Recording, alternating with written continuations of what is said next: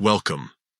Today, we're going to walk you through the simple process of removing a flag from an email in Outlook on your PC using the latest update.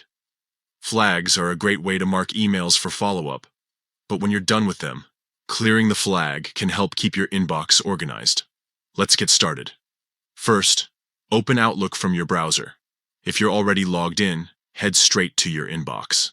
Once you're there, locate the email that has a flag you want to remove.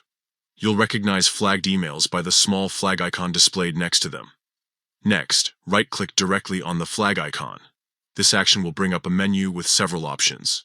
From this menu, simply select Clear Flag.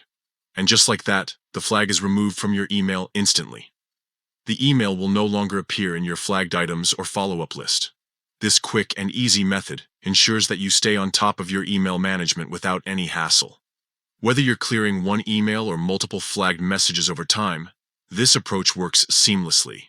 If you're using flags regularly, remember that they can also be a helpful tool for keeping track of important tasks or deadlines. But when those tasks are complete, clearing flags helps declutter your inbox and maintain focus on what's next.